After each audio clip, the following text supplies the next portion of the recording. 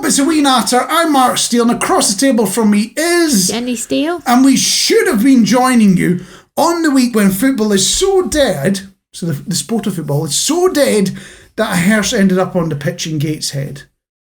Which makes it sound like the club was going, oh, this game is going so badly, the halftime entertainment was get a hearse out with pictures of our players on it. No, it was like a robbery or something, and they just bailed out of the hearse on a football pitch. But that was last week. That's not this week, dear listener. This week, well, I can only apologise, because we were supposed to be here a week last week. We didn't do it. Life happened. So instead, we're going to give you this fine podcast, not only in the usual audio form, but if you listen to us on Spotify or you view it on YouTube, you'll get to see my good self in visual form. Even I don't want to look at that, but it is an option available to you, dear listener. Jenny is looking at me like I'm absolutely bonkers. Tell me your thoughts, Jenny. Well, yeah, it's all right. People can see what you look like, can't they? As long as they can't see what I look like. Why would you not want to see what you look like? I think I'd scare people to death. I don't think that's true. And remember, I do have to look at you, good self. You can't even see the back of her head, dear listener. You might think she's AI made up, even with this video evidence that I'm alive and real. But no, we are to continue with this podcast, and you will continue to get it in audio form in whatever normal way you get it. But in positive news, the post bag has arrived, and because it has been a couple of weeks, it's a bit more bulging than usual. Yeah, it's quite a hefty wee post bag. Now, because it's been so long, we're going to have to go back in time. And the usual vehicle you use to travel in time would be... The DeLorean. Yeah, the silver-looking car. It's a bit weird and nobody actually wanted to drive, but looks a bit cool and futuristic. That's what you usually use. We do not have the budget for that, dear listener. I'm not even pretend we have the budget for that. So instead, we have built a time-travelling Vauxhall Nova, complete with mismatching panels as well. In red. In red, well, various shades of red, because parts have been repainted and changed as, we've crashed bits of it and flipped it a few times. And yeah, but it's got the time travel bits in it, so we can go back in time, not one, not two, but 3 weeks to ask you the question, what have you lost interest in that you used to love? So it's the sort of thing you used to pour all your love and attention into, and then it's, oh, well, I can't be bothered with it nowadays. Yeah. You know the sort of thing I'm on about, don't you? Yeah. Well, Ian Overton be as, I'll try that in English. That'd be a good start. Ian Overton has been in touch to say definitely football.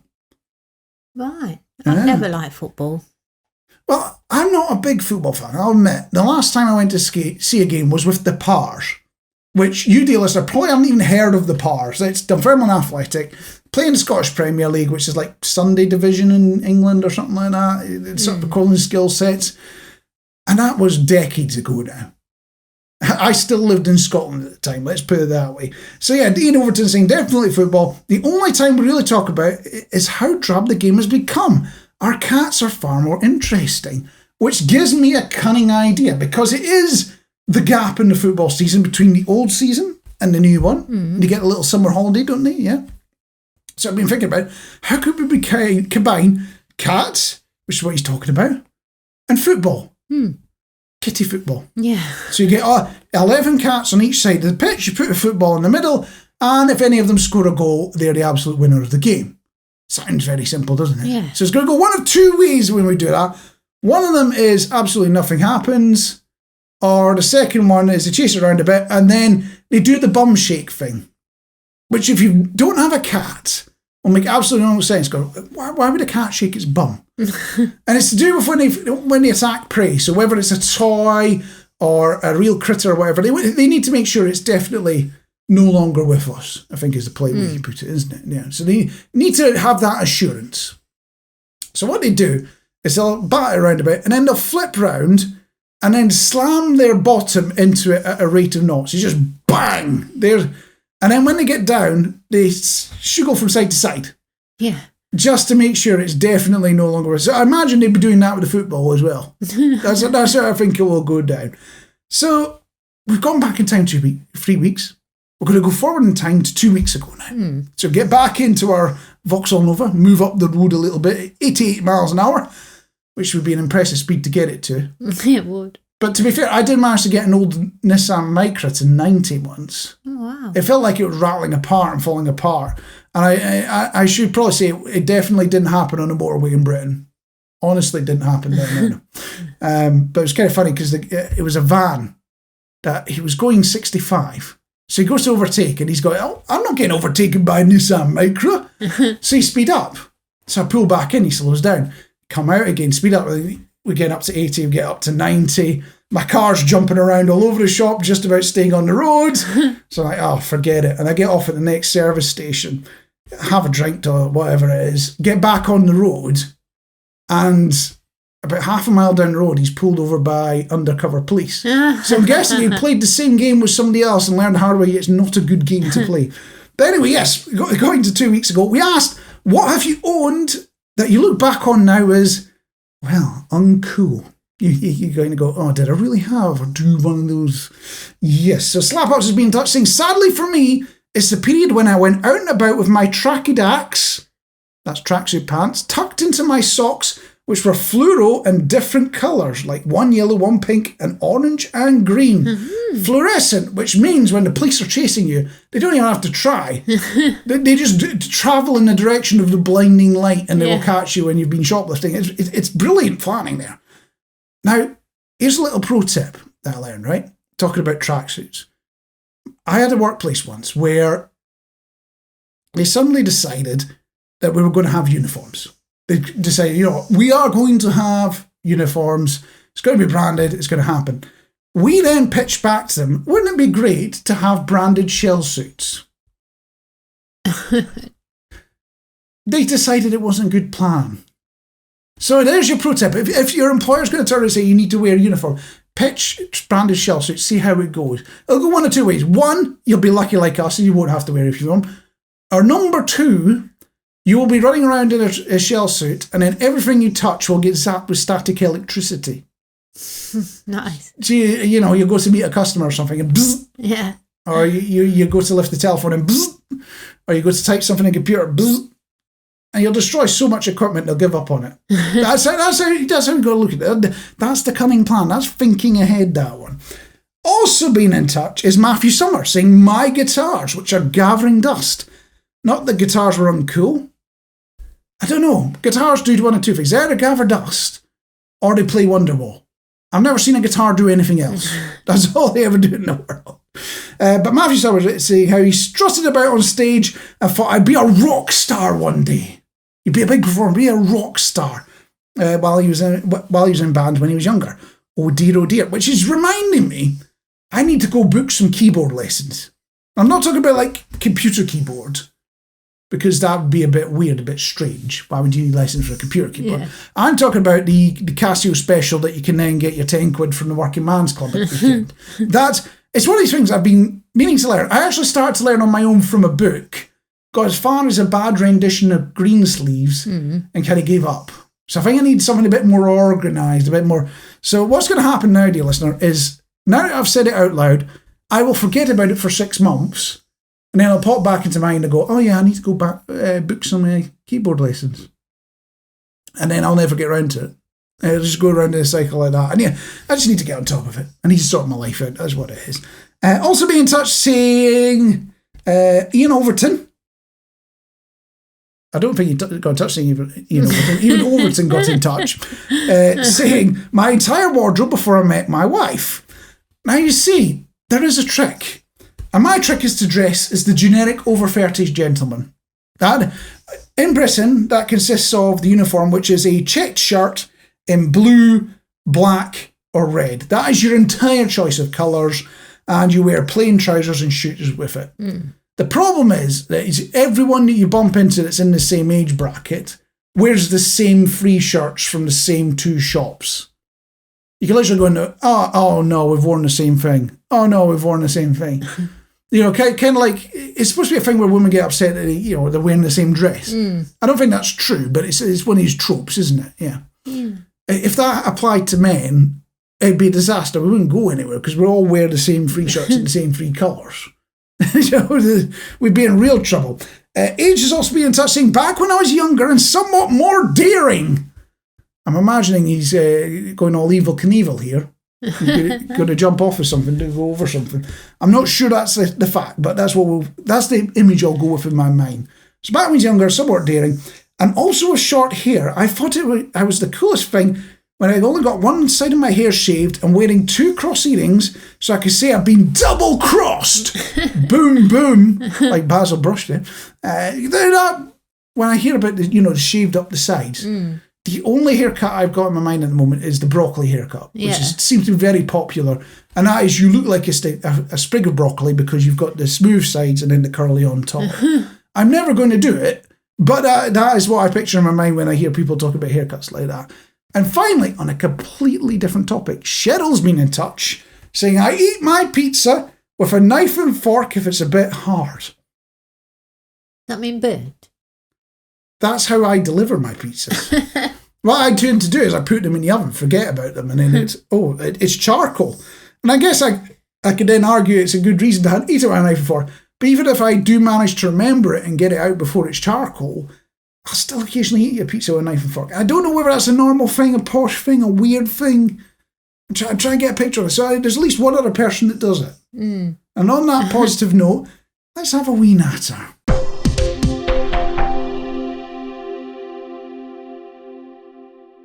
You ever get that feeling where you go somewhere that you're just not in a place for you? You are in the wrong place. You shouldn't be there. Yeah, maybe a posh restaurant or something. A posh restaurant? Yeah. So what would you class as a posh restaurant? Because everyone has a different skill for this. There are people in the world that think Wimpy's a posh restaurant because you get waiter service and you're sitting down. There are people in this world who don't think it's a posh restaurant until it's got Michelin stars. So where's your cut-off for posh restaurant? I don't know, maybe like at the Ritz or something. Maybe I'd like to go, but I don't know if I'd fit in. You'd like to go to the Ritz? Yeah, I'd like to have afternoon tea at the Ritz. This, dear listener, is me finding out that I'm going to have to find a way of paying for afternoon tea at the Ritz somehow. I suspect it'll involve a remortgaging, but I'm sure we'll find Or the Savoy. Just pick all the cheap places. I'm sure you could get afternoon tea at McDonald's, can't you? Yeah, I'm sure they do that sort of thing. No, it was worth a shot. But the reason I bring this up is about a year ago, we do have a rumbling noise in the background. Well, I'm just thinking, I don't know, is that the neighbour having the grass cut? But it's been absolutely pouring it down, so I'm not sure. I don't know if you can hear that.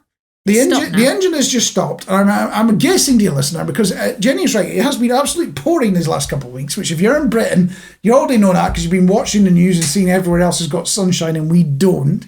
So the reason that the lawnmower's probably just stopped is because they've ripped half their lawn up.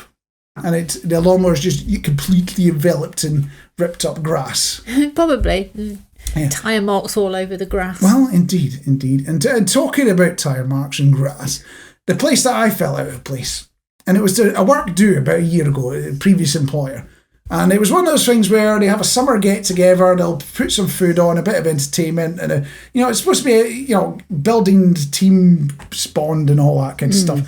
A bit of fun. Do you enjoy this sort of things, or how do you find these sort of corporate get-togethers? I don't like them. Really? No. Even if they're paying all the bills and bringing along? It depends, isn't it? If they try and get you to do like team building stuff, and that's, well, I don't know. I feel like I've always been part of a team anyway, but I don't need no team building for me. I don't need no team. I can do it. I don't like them stupid post-it notes that they stick on your head and you got to guess what each other is. These icebreaker things. That was going to be the second half of the show. Because we have a video element this week, so I thought, we'll do that game with the sticking the head on the... No. Oh dear. Well, I did one of those, and ended up they were doing it in a polo club, of all the places, which is... It's quite posh. Yeah. It didn't feel like it once you were in the building, but until you looked at the wall of faces that were, when they've got all the pictures of here's all the people that visited us, and you recognise someone in every picture, not because you know them, but because you've seen them on the telly or the news or whatever. It's like, oh, okay, it's one of those places. So I do remember going to that, and I felt so out of place. The moment I was on site, I was expecting to get the boots. I was expecting to get a heave-ho. And that's because I used to live near a golf course at one point. And as a kid, we used to sneak onto the course, grab the golf balls that were out of bounds, clean them up, and then sell them on to golfers for a few pennies. Nowhere near shop prices, but enough for a bit of pocket money. And we'd get chased off the course for it because they didn't want you to do it. Admittedly, it was really cheeky when on occasion we did use the golf ball washers they had on the course, the ones where you can dunk it in. Yeah, that was properly cheeky. We did deserve to get kicked off at that point. The other one I did feel out of place, and it was more because of the people that turned up than because of the place. But I used to work in Birmingham. I know, for my sins, I can only, I had to suffer. So central Birmingham, and the Tory Party conference was in. So I've just been doing my work in scruff gear, so it was like t-shirts and work trousers with tools hanging out and all that sort of stuff. And we got into this sandwich shop, and of course they've just stopped all their conference for lunch about that sort of time as well. So we're in the queue waiting to get our lunch, and then in pour all these people all suited and booted, all looking a bit smart and all that, all looking down their nose at it and going, "What are you doing in here?" Oh. Yeah, charming. My money's as good as yours, mate. I'm here for my lunch. Should have got the little back off me. So weirdly, I have been in the vicinity of a Tory Party conference when I have no interest in that part of the world at all. So it was an experience. Yeah, I must say. So you've had a moment or two like that where you just felt out of place. You felt like you were in the wrong place. So I'm going to open this up to you, dear listener. What's the most out of place you've ever been or ever felt? A couple of ways to get in touch. On Spotify, if you're watching the episode or listen to right now on Spotify, the top of the episode, you can press the question. It appears at the top. You can do it on it, and you can stick your answer in there, and by magic it appears on our computer. It is top quality magic. Your other options are on socials at Solid Radio UK or at Solid Sooty, and tell us the most out of place you've ever felt.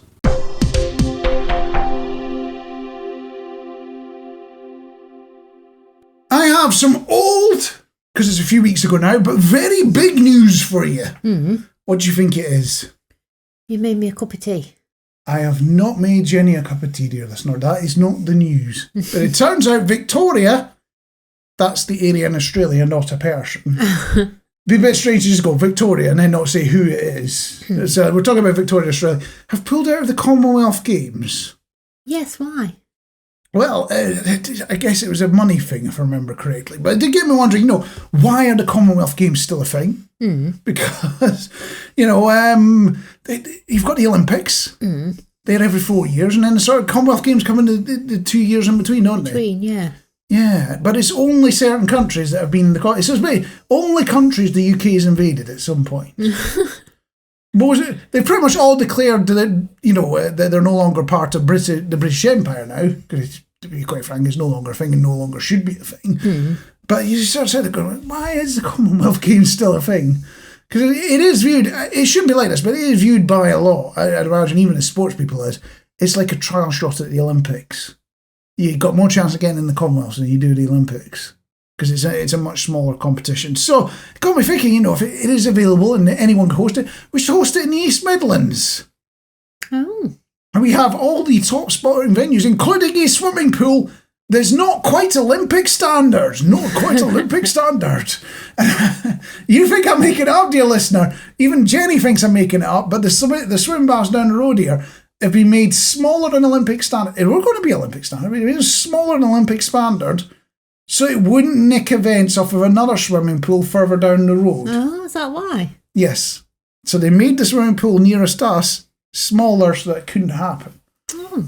That was a thing. Quite weird, isn't it? Yeah. So I think they should be hosting it at places like this where, because the athletes will be used to doing it at proper lengths, won't they? So having to, turn just that little bit early, it would bring some real competition to it.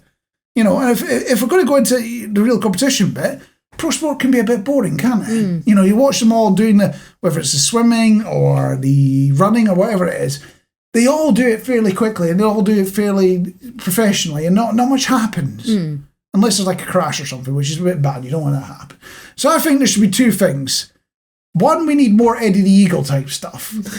Now, I don't mean like just one random person in the sport. What I think should happen is like a lottery where everyone in the country is entered. So the country that's hosting it, everyone that lives in the country is entered. It doesn't matter about your ability or your fitness levels or whatever.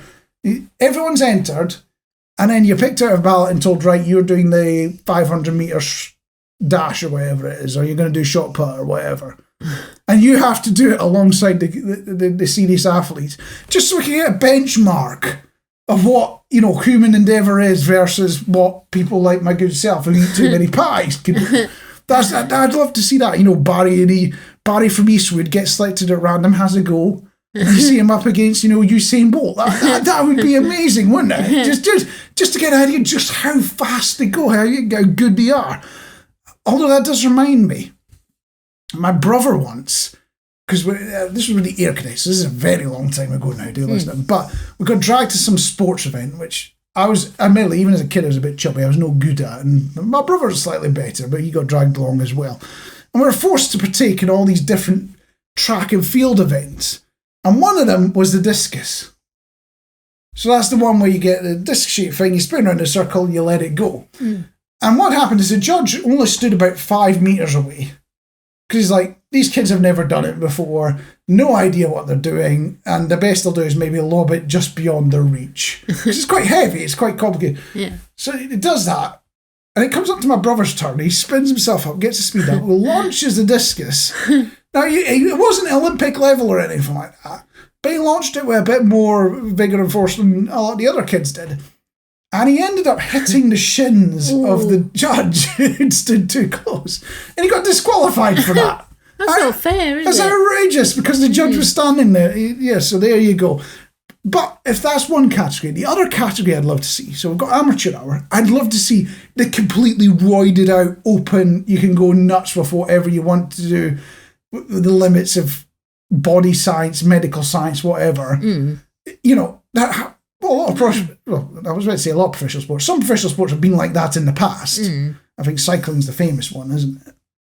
But rather than having that behind the scenes where some people are cheating, some people aren't, just have a completely open, you're going mad with the drugs category. You can have completely roided out people, running the 100 metres in 2 seconds. Just so we can see how far we can push human ability. That's what I want to see.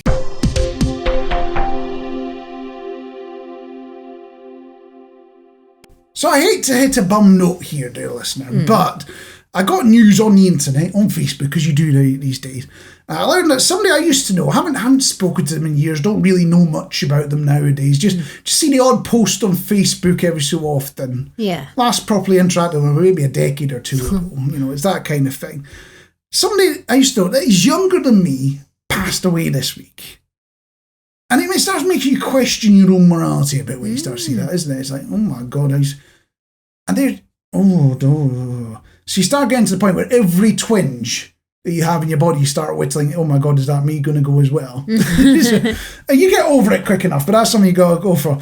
And that sort of pops into my mind back to the days at the end of COVID, because my granddad passed away during COVID. It was quite sad. And, it was what it was, but we couldn't all turn up to ceremony. We ended up having to watch a funeral on the internet at home, which is a weird thing to do. But we had a family get together years down the line to do the scattering of the ashes. And so we all turn up to this park on the side of the River Spey. It's a nice, beautiful wee place. If you've never seen the River Spey, it is a nice place to go. There's lots of lovely tourist attractions. If you have been there, I'm sure you enjoyed the whiskey trail. That seems to be what everyone there goes for. But family come from up that direction. That's my main reason for going up to that part of the world. So we're doing the scattering of the ashes. And it's like, okay, first grandchild has to go first. Uh-oh, that's me. So there's just this bag or box or whatever it was of the ashes. And just a scoop thing that you're expected to sort of launch it with. Now, this is Scotland.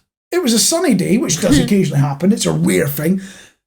But it's a bit windy. So you go, you lift it up, you then give it a throw, and it comes blasting right back at you.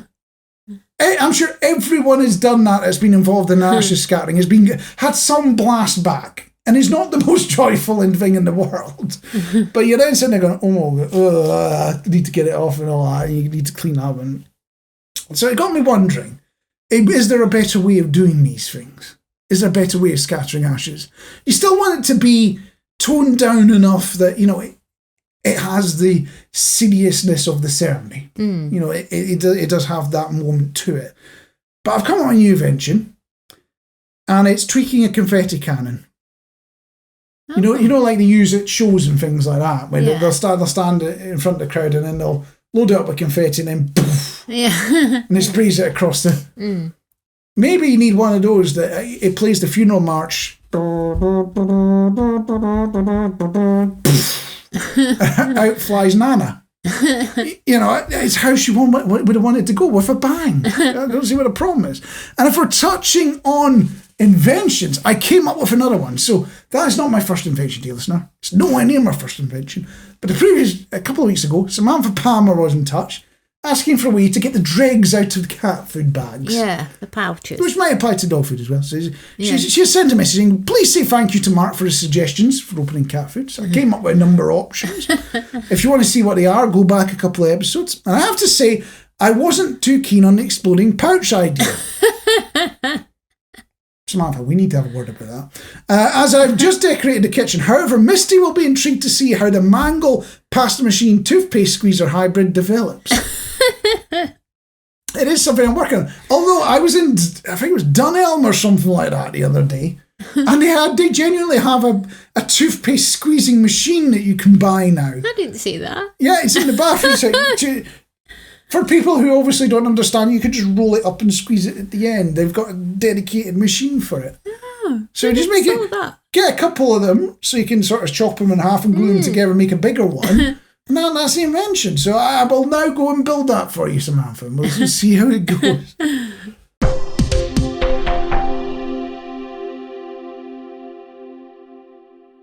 Here on A Wee Natter podcast, or vodcast if you're watching it now as well on the internet, we like to ask the very difficult, very serious, very tough questions, including, why is making food so hard? You get a ton of practice because you have to make food for your dinner every day, don't you? Yeah. Unless you somehow happen to magically shack up with someone that wants to do it for you. But that just doesn't happen. Now, that's a made-up trope from the 1950s. The reality is you will have to make food for the rest of your life once you get out of childhood. That's just reality. But you do it all that time and you still can't get it right. And the one that comes to mind is cooking just the right amount of pasta. Yeah, you're rubbish at that. No, because there is no way you can do it with scales, because the numbers it comes out with are absolute nonsense. Yeah. So you have to do it by guesswork. So you put the pan there, you pour some water in, and you go, all right, that's about enough. And you'll start pouring the pasta in. Yeah. And you go, and that doesn't look enough for my dinner. So you add a bit more water and a bit more pasta. And you keep doing that till basically the pot is so full that you start to stir it, bits will fall out of it. And you go, yeah, maybe I've got enough for my dinner now. That's the point you'll hit. And then you'll cook it. And of course, pasta gets bigger when it cooks because it absorbs the water in. So you're left with even more pasta. So you were overestimating to start with how much pasta you think you can. And you get to the point where it's not going to fit on all the plates. And I say, so how do you make sure you cook the right amount of pasta? I don't know. What is the solution to that? Because you can just say, oh yeah, just put less in. But then you look at it while it's cooking and go, that's not enough. And you'll add a bit more, and you'll add a bit more. And you will end up with too much again. Yeah. And the other one that I'm having trouble with food, and this is another big one, diluting juice. Which for an American, I think it's called cordial, isn't it? That's the fancy term they like to use for it. It's the one where you put a little bit of juice in the bottom. Squash. Or squash, that's that's the term we use here in United Kingdom, Great Britain and Northern Ireland. So you put a bit of your squash, your delight juice in the bottom, and then you add the water, and that gets it to the right flavour. If you drink it raw, you'll know about it. It's just strong flavour, and 3 weeks down the line, you'll still be burping Ribena flavour, whatever it is you happen to buy. Now, I've just about managed to get diluting juice sorted through life. I've sort of figured out what the right balance is, the amount to put in, because I like it a little bit strong. I can't be doing it with 2 weeks. It's pointless at that point. Yeah. But the problem is, the supermarkets have gotten greedy now, and they've come out with not double, not single, quadruple strength. Oh wow! Diluting juice. So you got to start all over again. So you got to put a tiny sliver in, and I pour the water in. Guess how I found that out? You put too much in.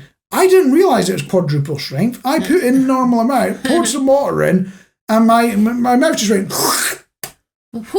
like I'd eaten raw lemons by the dozen. It was just the flavour just got to me. I will be tasting orange for months. I haven't had orange in the house for weeks now. I can still taste the orange flavour.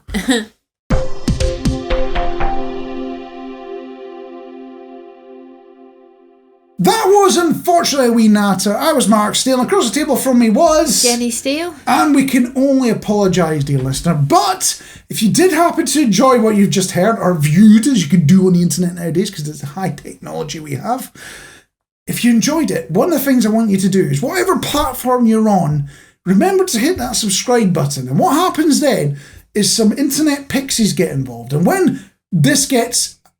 I don't want to use the word I've been using for the new Twitter, because they've changed Twitter to X now. And they try to come up with a word for tweets, because you can't call it tweets if it's got nothing to do with birds. It's got to have the letter X in it. The only word I can come up with is excretion. So, and that's what I think about when we do this fine podcast for you, dear listener. So we excrete the podcast out. Yeah. There's probably a nicer word for that. There must be. The podcast emanates out. And the moment it's made available, the internet pixies will deliver it directly to your luggles or your eyeballs, whichever one it is that you happen to go for. Just remember to hit the subscribe button and the magic happens. The other thing we ask is when you're out and about and you're speaking to your wheelbarrow dealer, remember to mention, oh, by the way, we natter on the podcast. And on that note, catch you next time. Bye.